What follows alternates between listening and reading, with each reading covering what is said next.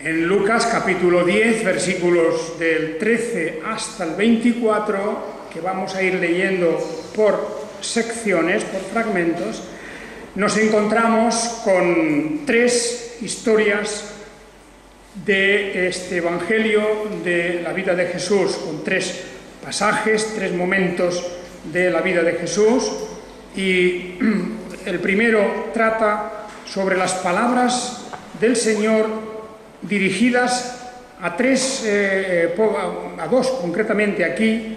En Lucas se mencionan dos, que son Corazín y Betsaida, pero también aparece luego, más tarde, en el versículo 15, aparece Cafarnaúm.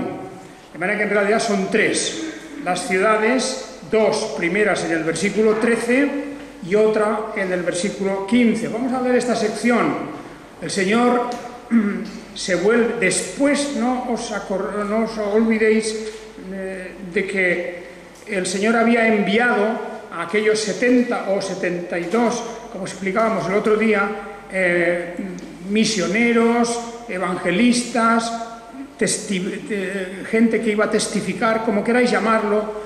Estos fueron designados por el Señor y enviados a predicar el Evangelio, a decirles: el reino de los cielos se ha acercado.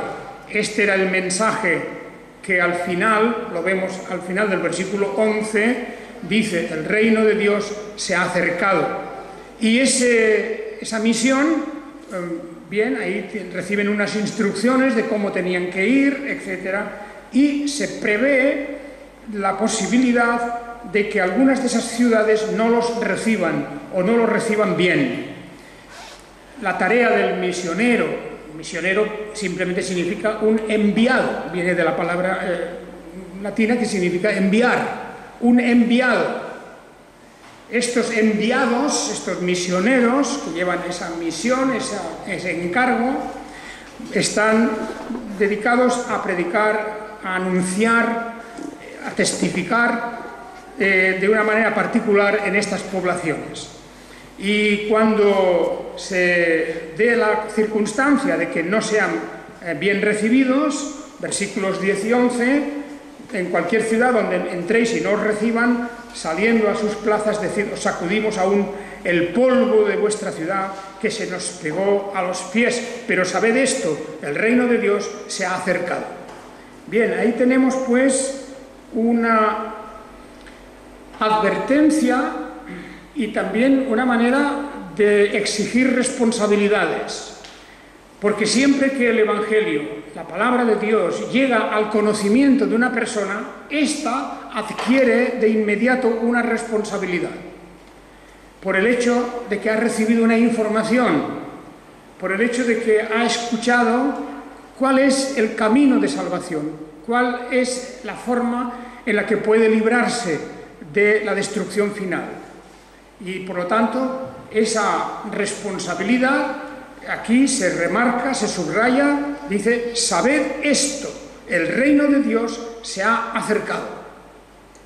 Y a partir de ahí es cuando empieza el fragmento que hoy hemos leído: ay de ti, Corazín, ay de ti, Betsaida, porque si en Tiro y en Sidón se hubieran hecho los milagros que se hicieron en vosotras, haría tiempo que sentadas en cilicio y ceniza se hubieran arrepentido.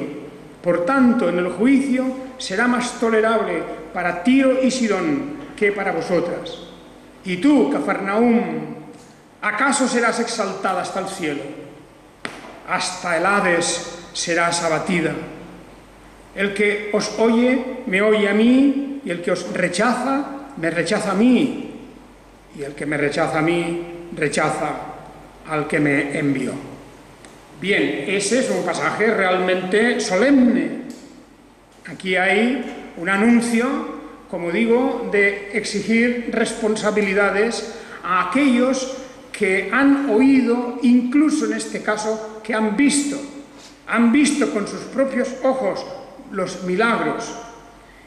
El Señor Jesús apela aquí a los milagros, a las cosas que se hicieron entre ellos, porque indudablemente es un hecho que resulta impactante.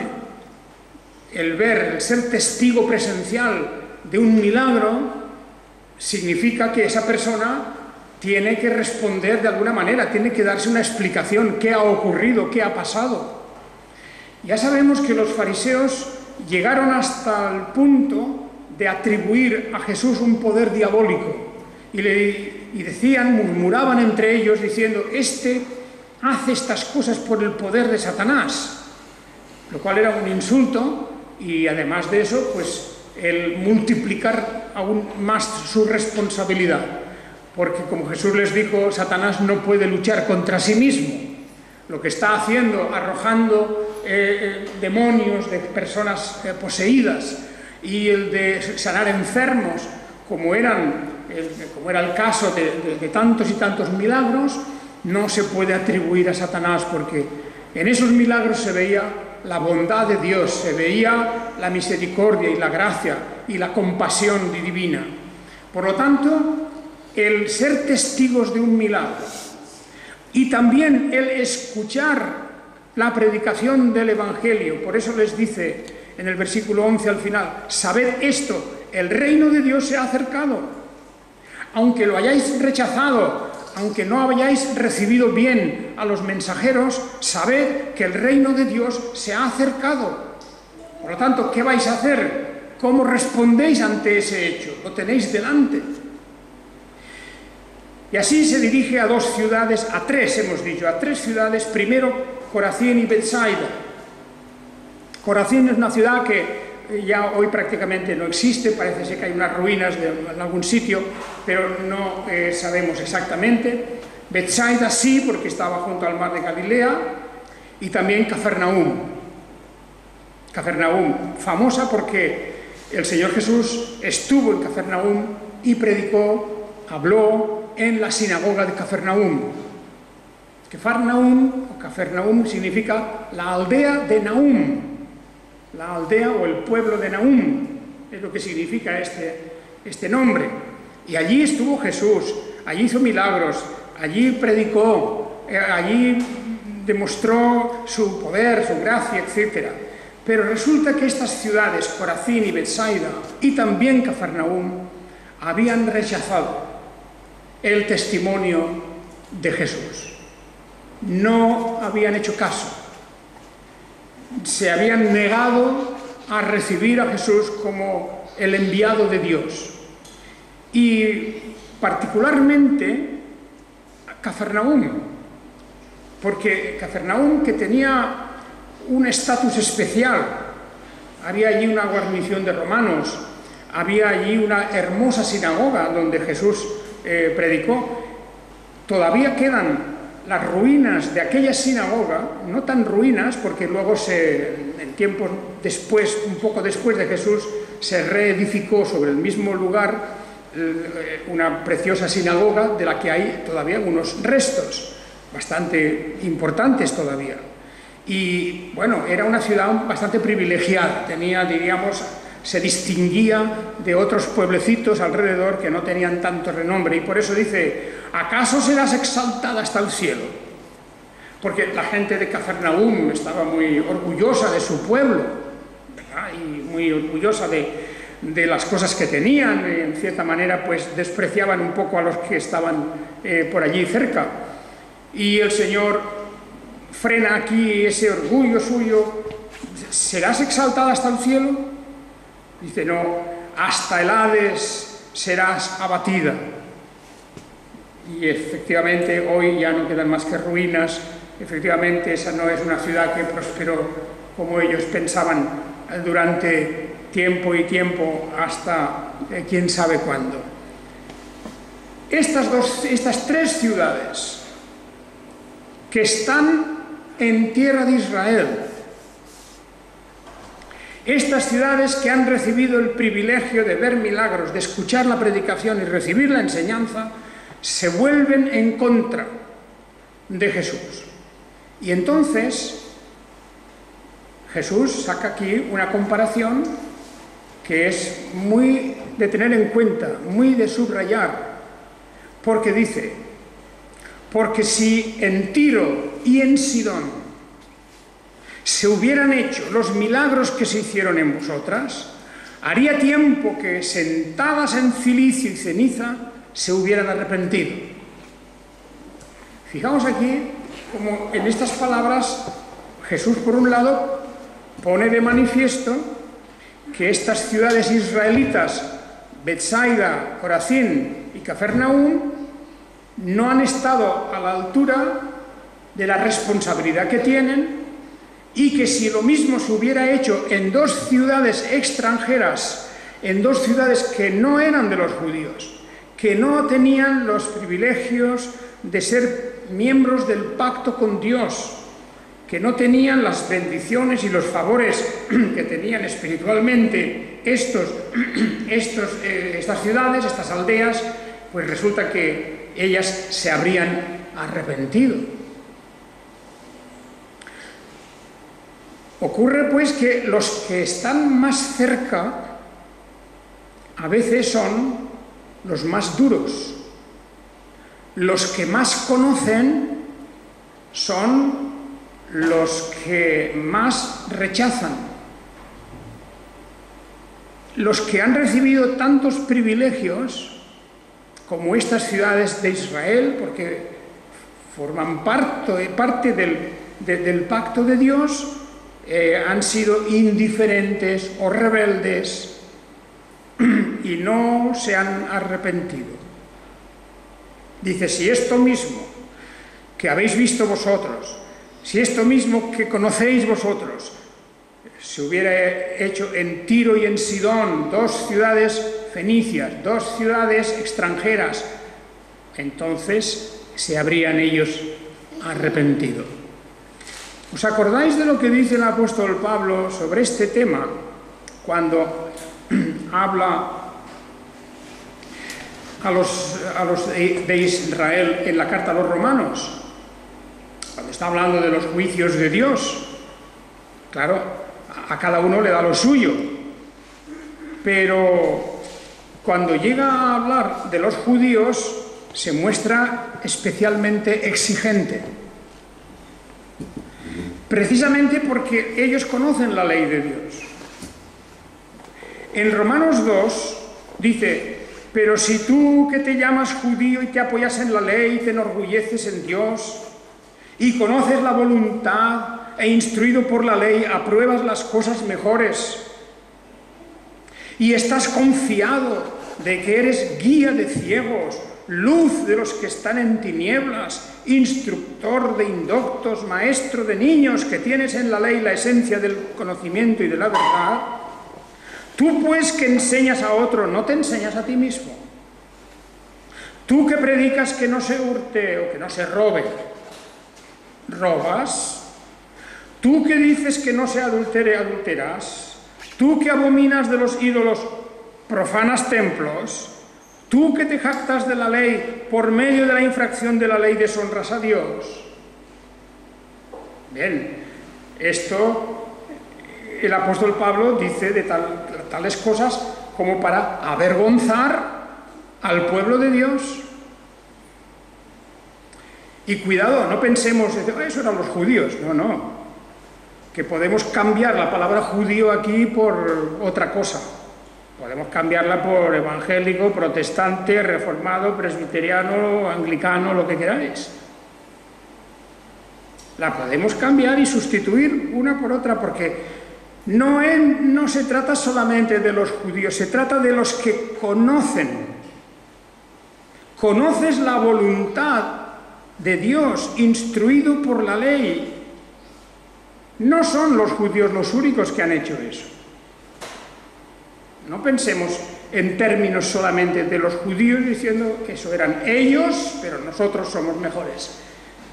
Porque volvemos a caer exactamente en lo mismo que ellos cayeron.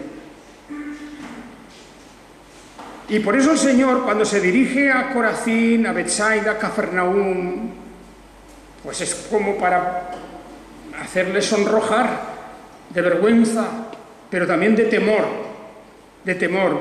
porque el día del juicio también ha de contar todo esto que estamos diciendo, a mayor conocimiento, a mayores privilegios, a más comodidad en toda esta relación religiosa con Dios, porque el que conoce las cosas tiene que andar sobre seguro, pues también Dios pide más, exige más. O sea que haríamos muy bien en no pensar, cuando leemos Romanos capítulo 2, y pensar, mira lo que el apóstol les dice a los judíos, mira a los judíos. No, mira los que conocen la voluntad de Dios, todos. Tú que enseñas a otro, ¿no te enseñas a ti mismo? Tú que predicas que no se robe, robas. Estamos cansados de oír todas estas cosas, dentro del cristianismo también dentro del cristianismo. Por lo tanto, hemos de tener en cuenta que las palabras de Jesús nos son aplicables, y no pensemos, bueno, esto es un hecho histórico que ya ocurrió y que era para los judíos, porque no es así. Pasamos a la segunda historia. La segunda historia del pasaje de hoy nos habla del regreso de los 72. Se habían ido. El Señor les había mandado recorrer ciudades y pueblos con un mensaje. Y habían ido, ciertamente habían ido por fe, creyendo que el poder de Dios y la protección de Dios estaba con ellos. Volvieron. ¿Cuál era el resultado? Dice, versículo 17, Lucas 10, 17. Regresaron los 72 con gozo, diciendo, Señor, aún los demonios se nos someten en tu nombre. Les dijo, veía yo a Satanás caer del cielo como un rayo. He aquí os doy potestad de hollar serpientes y escorpiones y el poder del enemigo, y nada os dañará. Pero no os regocijéis por esto, de que los espíritus se os someten, sino regocijaos de que vuestros nombres están inscritos en los cielos. Qué interesante es este pasaje. Qué interesante. En primer lugar, podemos hablar de un éxito de la misión. Un éxito por encima incluso de lo que esperaban los propios misioneros. Porque el Señor les envía, y os acordáis cómo leímos esto al principio del capítulo 10, ¿verdad? Los envió de dos en dos delante, ir a toda ciudad y lugar donde él tenía luego más tarde que ir también, y les decía, en verdad la mies es mucha y los obreros pocos, rogad pues al Señor de la mies para que envíe obreros a su mies. Os envío como corderos en medio de lobos.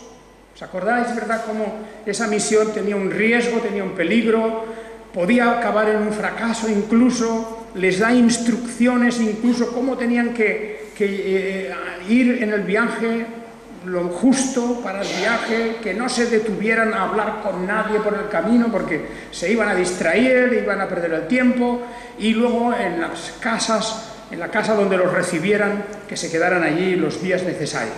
Bueno, todo eso era para que sanaran enfermos, y sanad, fijaos, el versículo 9 decía, y sanad a los enfermos que haya en ella y decidles, el reino de Dios se ha acercado a vosotros.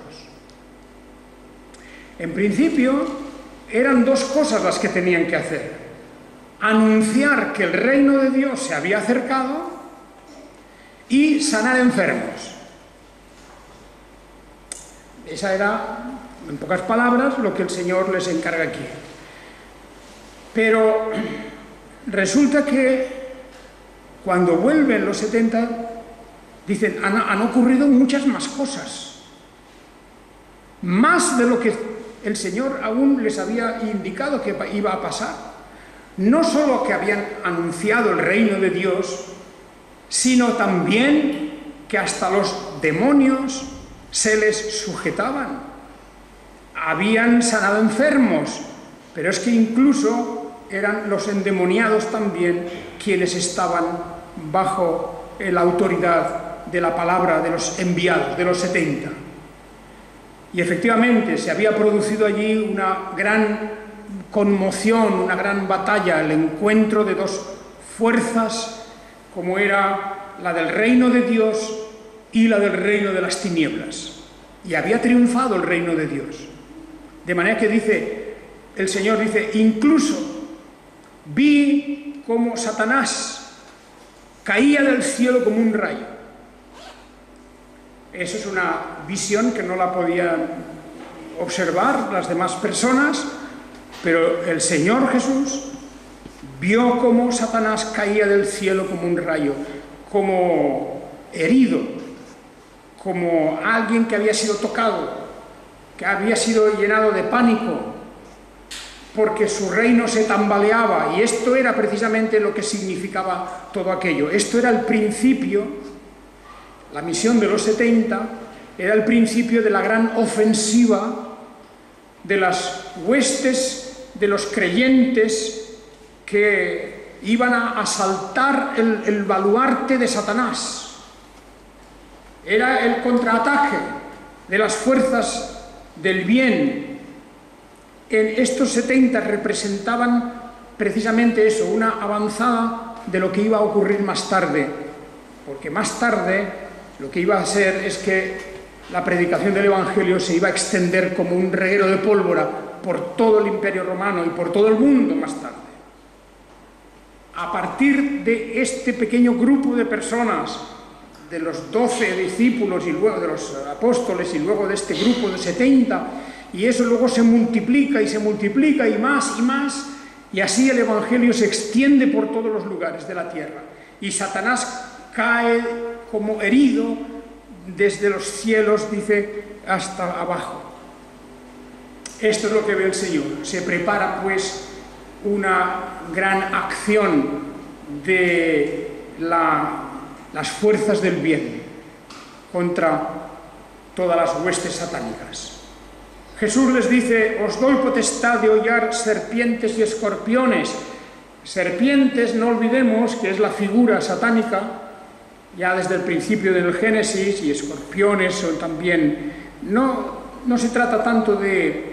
Yo sé que hay gente que lo entiende muy literal esto, de ir por el campo aplastando serpientes y escorpiones, pero yo creo que eso no tiene mucho sentido porque no sirve de mucho.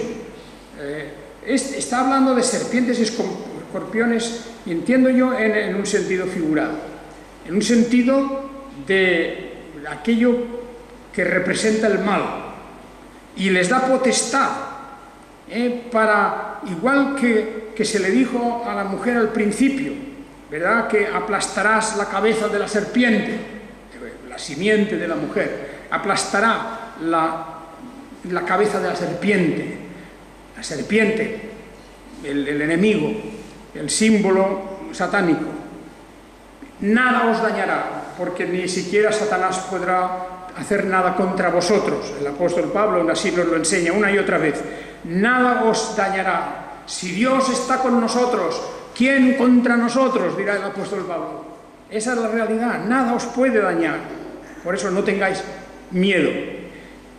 Y muy bien, dice al final, pero esto no es lo importante. Lo importante no es lo que habéis hecho.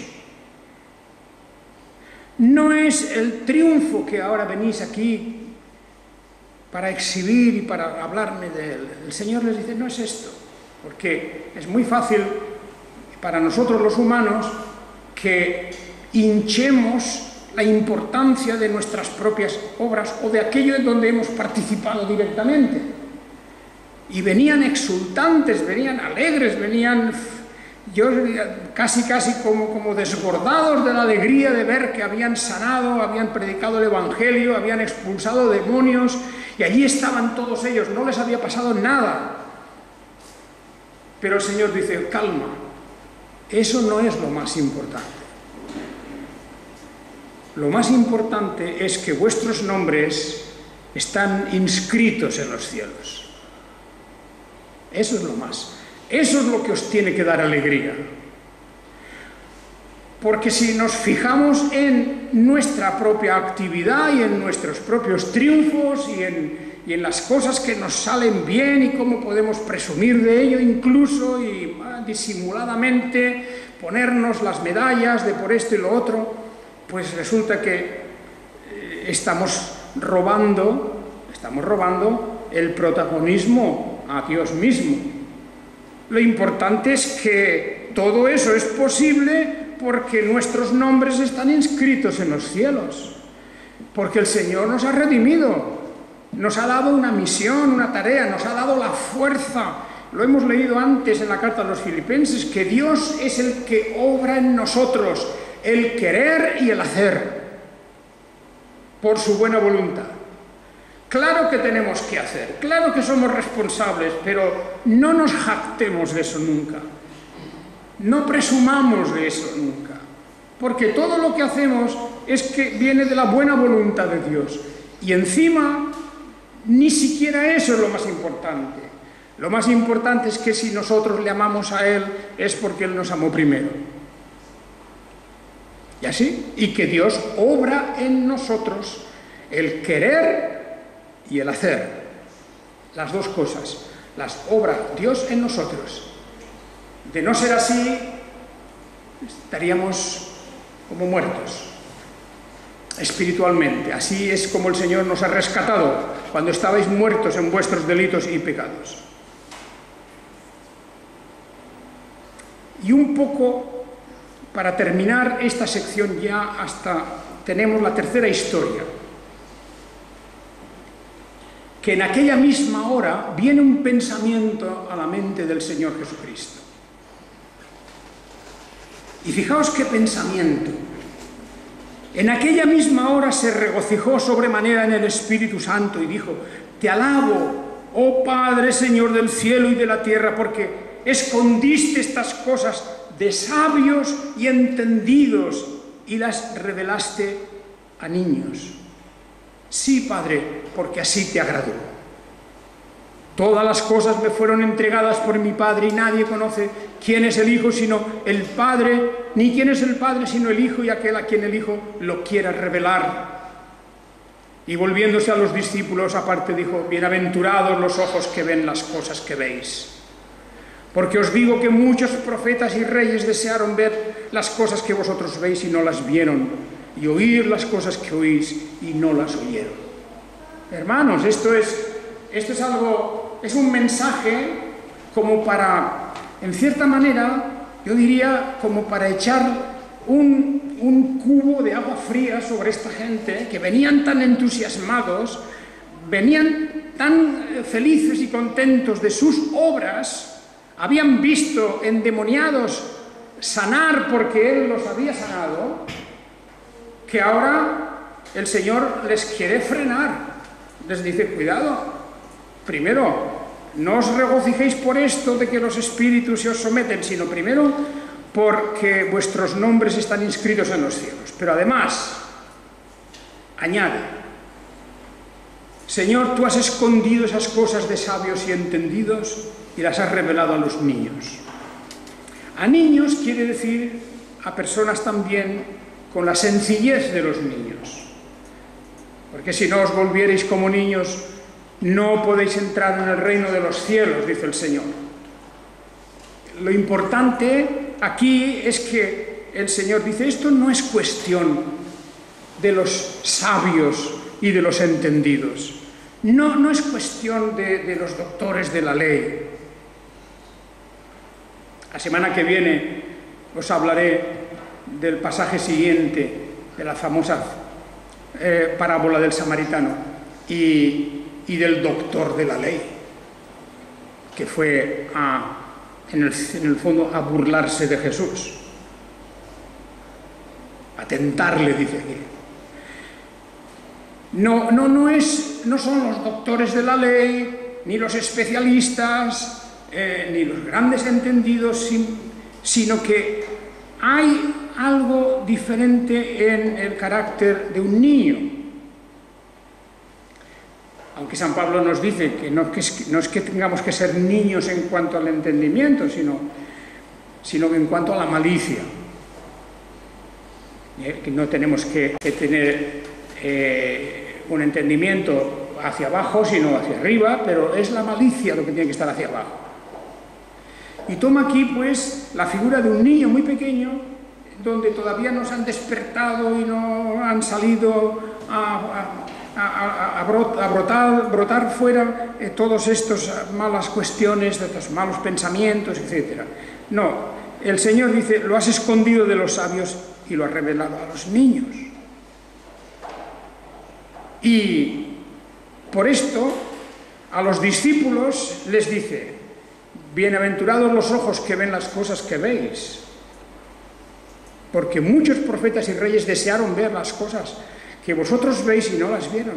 O sea, el Señor les dice, fijaos en el privilegio que tenéis de ver y oír todas estas cosas. ¿Os dais cuenta de que ha llegado el fin de la revelación?